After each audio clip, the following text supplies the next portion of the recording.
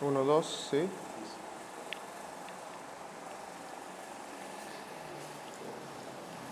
Bien, Dios le continúe bendiciendo a todos, hermanos. Vamos a orar para así presentarle este mensaje al Señor para que sea el que dirija y determine todas las palabras, todo el consejo que se haya de dar. Amante Dios, Padre Celestial, venimos ante ti, ante tu presencia, Dios, siempre reconociendo tu grandeza, tu bondad, tu fidelidad, Dios, tu hermosura, Padre. Reconociendo nuestra debilidad, fragilidad, flaquezas delante de ti, Dios. Rogando siempre, Dios, que tú nos purifiques, nos purgues, nos limpies de toda maldad, de todo pecado, de toda distracción, toda cadena, que nos ayudes a vivir para tu gloria, para tu honra, Dios. Gracias por este día, gracias por la bendición de poder estar aquí, de poder estar frente a tu palabra, Dios. Te rogamos que sea usted hablando en nuestras vidas, que sea tu gracia ayudándonos a entender y obedecer tus sagradas palabras. Ayúdanos, Dios, tener esta honor y hacer tu voluntad, este deseo que tenía el salmista de hacer tu voluntad, que lo manifestó tu Hijo, de Jesús. Amén y amén.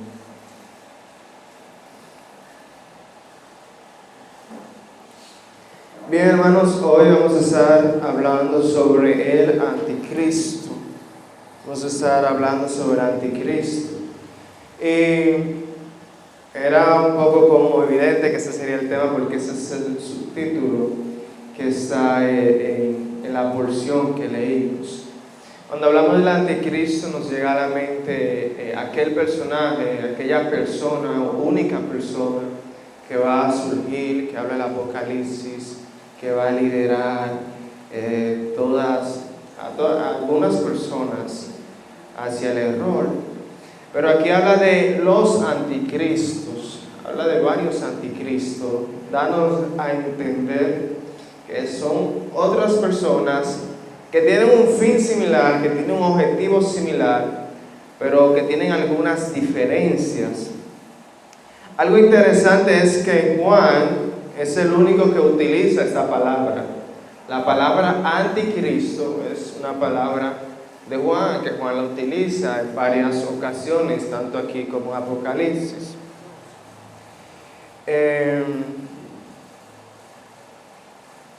Y hoy vamos a estar hablando sobre ello, vamos a estar hablando sobre las características del anticristo, vamos a estar hablando sobre qué debemos hacer, todo ello.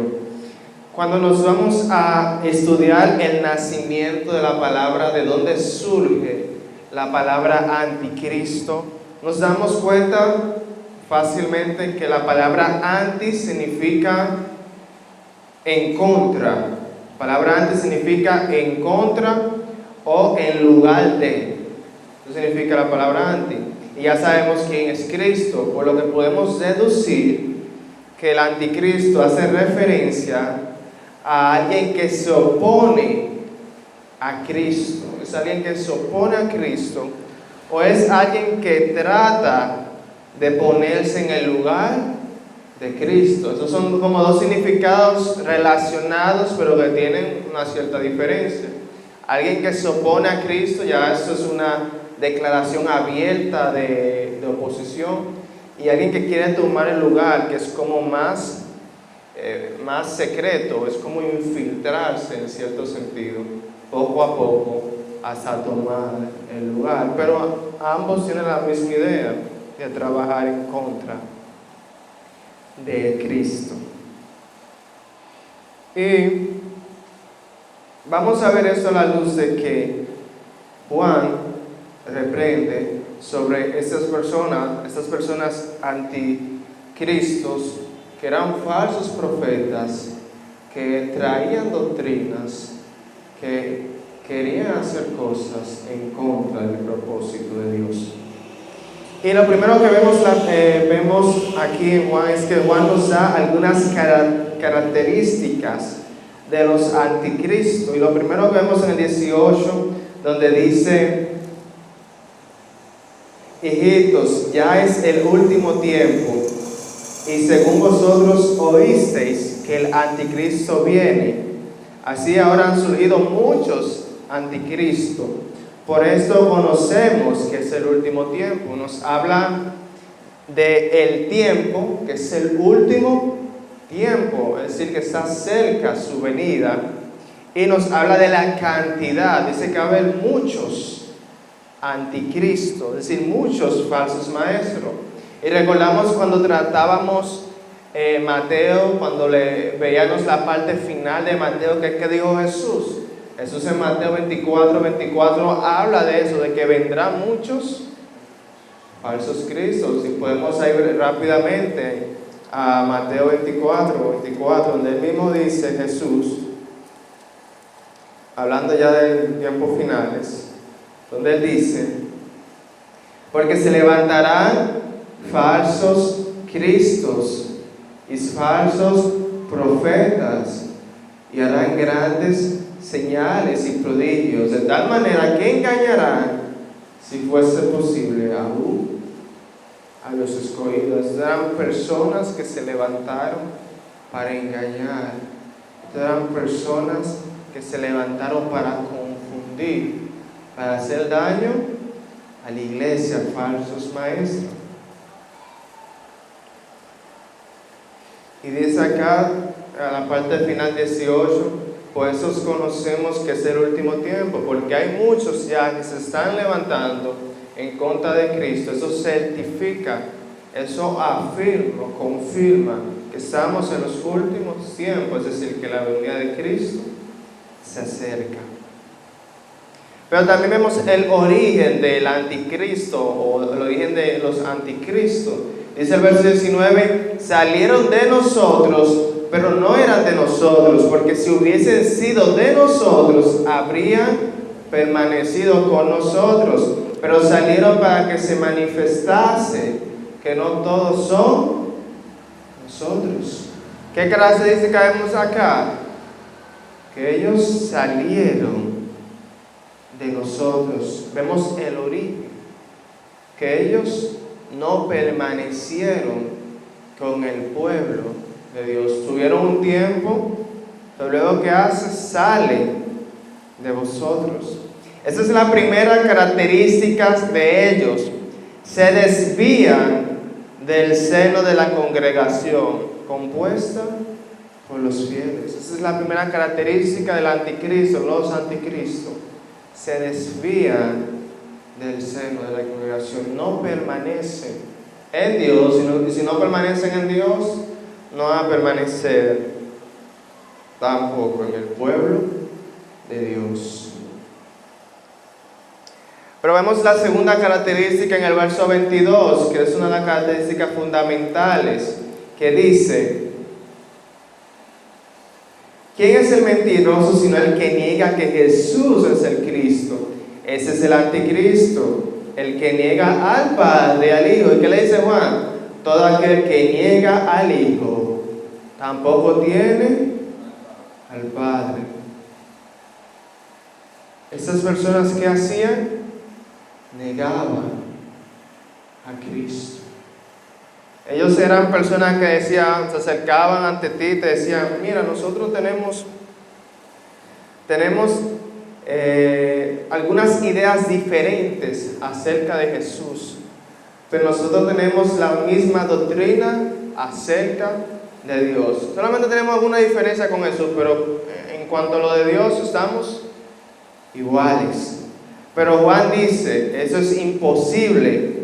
Nadie puede negar al Hijo y pretender tener al Padre. Nadie puede negar al Hijo y pretender tener al Padre. Ese es el tema, uno de los temas fundamentales de Juan. Y Juan lo dice inclusive en el verso 3 del primer capítulo: lo que hemos visto y oído, eso os anunciamos, para que también vosotros tengáis comunión con nosotros. Y nuestra comunión verdadera es con el Padre y con su Hijo Jesucristo. No con el Padre solamente, sino con el Padre, su Hijo Jesucristo. Es a través de Jesucristo que podemos tener comunión con el Padre. Jesucristo y el Padre son uno solo. Cuando vemos el Nuevo Testamento enseña que Jesucristo es el Señor y que es a través de Él que se conoce a Dios.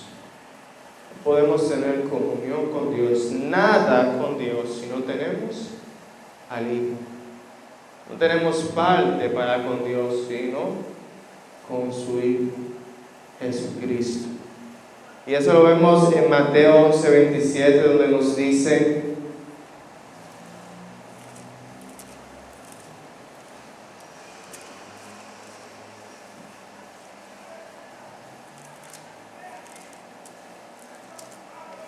dice lo siguiente, Mateo 11:27: todas las cosas me fueron entregadas por mi Padre, y nadie conoce al Hijo sino el Padre, ni al Padre conoce a alguno sino el Hijo, y a quien el Hijo quiere revelar. Es a través del Hijo que podemos conocer a Dios. Es a través del Hijo que nos llega la revelación de Dios. Sin el Hijo no hay revelación de Dios. También San Juan 12:44 nos habla de ello. Nos dice San Juan 12:44: Jesús clamó y dijo: el que cree en mí no cree en mí, sino en el que me envió. El que cree en mí, no solamente cree en mí, también cree en Dios. Y en la lectura que conocemos, 2 capítulos después, en el 14, los versos del 6 al 9, donde dice: Jesús le dijo: yo soy el camino, la verdad y la vida. Nadie viene al Padre sino por mí. Si me conocieseis, también a mi Padre conoceréis. Desde ahora lo conocéis y le habéis visto. Felipe le dijo: Señor, muéstranos al Padre y nos basta. Jesús les dijo: tanto tiempo hace que estoy con vosotros y no me habéis conocido, Felipe. El que me ha visto a mí, ha visto al Padre. ¿Cómo pues dices tú, muéstranos al Padre? Jesucristo es Dios. Jesucristo es el medio por el cual conocemos a Dios. No podemos decir que no, tenemos igualdad de creencia con el Padre, no es Jesucristo, no, hermanos. Jesucristo es Dios, es el medio por el cual conocemos a Dios. Estas personas negaban a Jesucristo. Estas personas negaban, le quitaban el lugar primordial de Jesucristo. Y la tercera característica de ellos lo vemos en el verso 26. Primero, ellos salían de la iglesia, salían del pueblo de Dios. Segundo, ellos negaban a Cristo. Y tercero, en el verso 26 lo dice: os he escrito esto sobre los que os engañan. Tercera característica de ellos era que engañaban. Buscaban engañar a los fieles, al pueblo de Dios. Pero también, hermanos, además de ver la característica de estas personas, por lo cual debemos cuidarnos de estas personas, también vemos características que debe tener el cristiano, o más que características, amonestaciones que Juan le hace al creyente, al verdadero Hijo de Dios. Y la primera amonestación o característica que vemos que Juan habla es que debemos permanecer.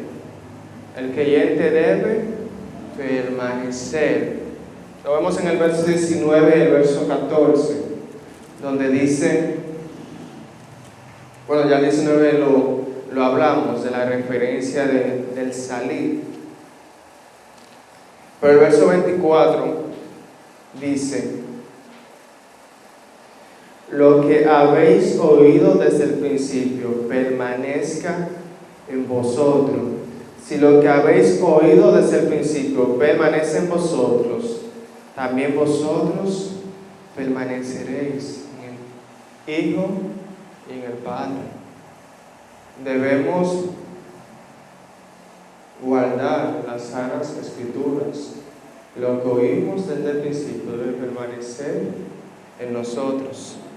También si vamos al capítulo 3, verso 24, donde nos dice, y el que guarda sus mandamientos, 1 Juan 3, 24, y el que guarda sus mandamientos permanece en Dios, y Dios en él, y en eso sabemos que Él permanece en nosotros, por el Espíritu que nos ha dado. ¿Cómo permanecemos en Dios?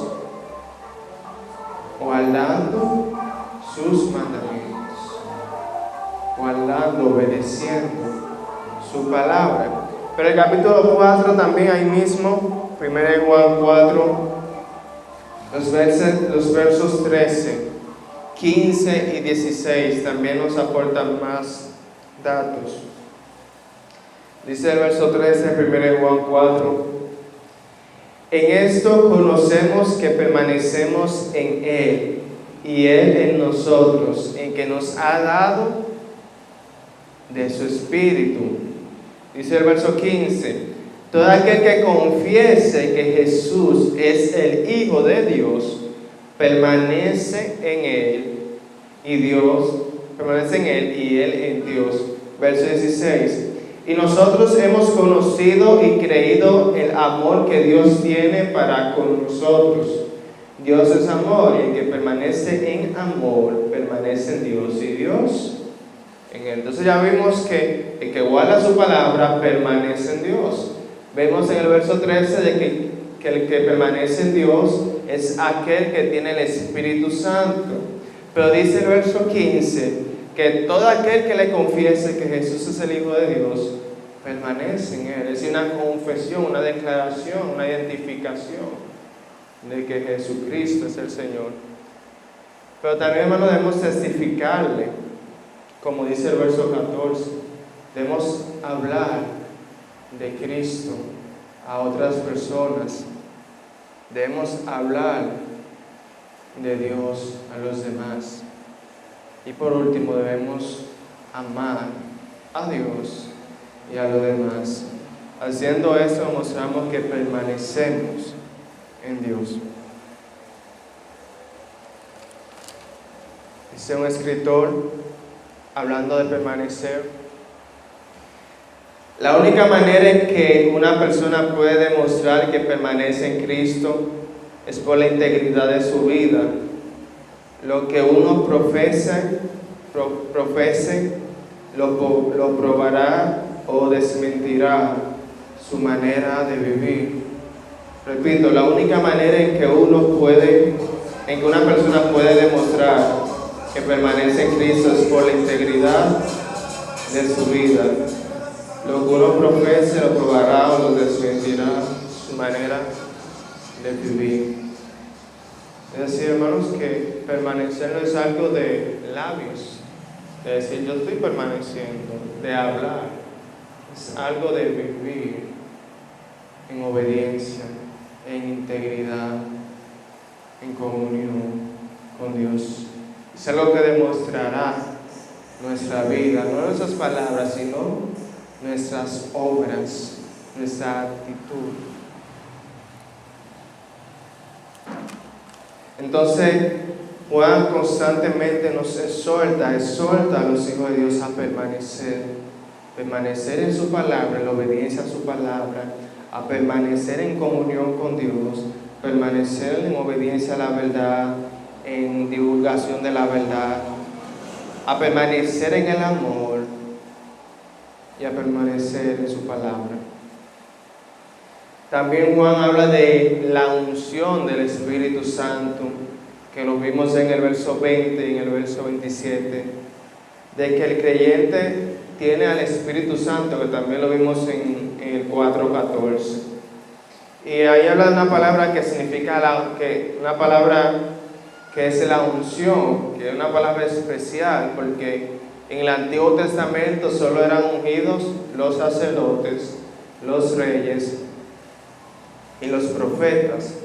Pero ahora la palabra de Dios en el Nuevo Testamento dice que no son ungidos solamente un grupo, sino todos los que aceptan al Señor, todos los que buscan al Señor, todos los que el Señor ha escogido, son ungidos de Él. Antes se veía la unción como algo especial, y algunos falsos profetas también lo tomaban como algo especial para ellos. Pero el Señor dice que todos los que han aceptado, todos los que le han buscado de corazón, son ungidos del Santo Espíritu. Y el Santo Espíritu, el Espíritu Santo les enseña, les guía hacia la verdad. También dice que el creyente conoce todas las cosas, verso 20. Y el verso 21 dice que conoce la verdad de Dios, la verdad. Cristo es la verdad. Y por último dice que el cristiano debe hacer justicia, debe hacer obras de justicia, en el verso 29. Si sabéis que Él es justo, sabed también que todo el que hace justicia es nacido de Él. Todo el que hace justicia es nacido del Padre. Dios, Jesucristo, también mostró justicia, un apegamiento a las normas del Padre. Jesucristo, cuando vino aquí en la tierra, se apegó a la norma de Dios. Así también nosotros, como cristianos, como seguidores de Cristo, como hijos de Dios, debemos mostrar nuestro parentesco viviendo una vida justa, una vida en conformidad a la norma de Dios, una vida en conformidad a su palabra. Eso es la justicia. Entonces hemos visto, hermanos, que el cristiano debe permanecer en Dios, es decir, permanecer en la obediencia a su palabra, permanecer en el amor y en la divulgación del Evangelio, y que el creyente también debe hacer justicia.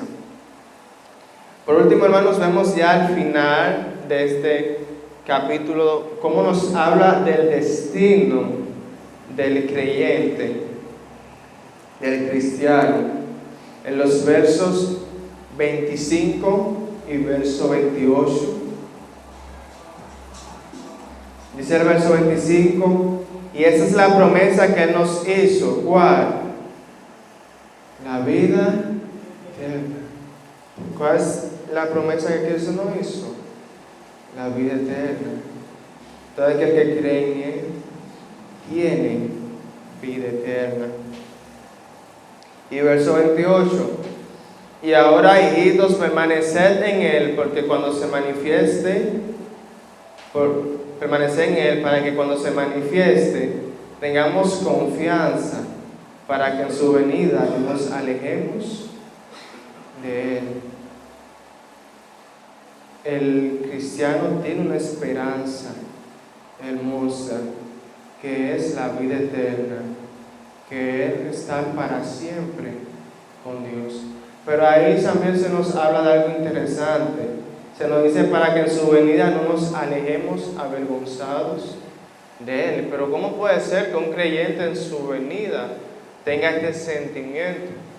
Y la idea va relacionada a la comunión con Dios y a la búsqueda de Dios. Si una persona, si un creyente no es tan asiduo a la comunión con Dios, a la intimidad con Dios y a todas esas cosas, cuando venga el Señor, va a sentir eso como algo extraño, algo como horrible en cierto sentido. Pero si un creyente vive en búsqueda completa de Cristo, cada día buscando más de Dios, cada día en comunión con Dios. Cuando venga Cristo va a ver eso como algo glorioso, como una extensión, una mejora de su comunión, una plenitud de la comunión con Dios. Entonces, hermanos, debemos, como dice el verso 28, permanecer en Él, buscar cada día más de Dios, de su obediencia, de la obediencia, del amor, de la divulgación del Evangelio, para que cuando llegue ese momento, hermanos, sea algo glorioso para nosotros y para que tengamos confianza, claro está, para que tengamos certeza de esta hermosa esperanza. Entonces, hermanos, hemos podido ver varias cosas y hemos podido ver que Dios está unido a través, Dios está unido a nosotros a través, o Dios está unido a nosotros, a su pueblo, a través de Cristo, que es una gran bendición, como dijo Juan en capítulo 1, verso 3, que habla del Padre y Cristo. Qué gran bendición que podemos tener a Cristo, quien nos lleva, nos conecta al Padre, que también nos enseña a través del Espíritu Santo y que es nuestra esperanza también. Entonces, hermanos, procuremos permanecer en Dios, en Cristo, en su palabra, en el amor, en la verdad, en la justicia, en el conocimiento profundo de Él y en la divulgación del Evangelio. Oremos. Padre, gracias por tu palabra. Ayúdanos a obedecerla. Ayúdanos a llevarla a la práctica, Dios. Que nuestras vidas puedan demostrar que estamos permaneciendo en ti. Que podamos hablarles a otros del Evangelio, primeramente a través de nuestro ejemplo, a través de nuestra conducta. Que otros puedan verte a ti, Cristo, reflejado en nuestras vidas. En nombre de Jesús. Amén.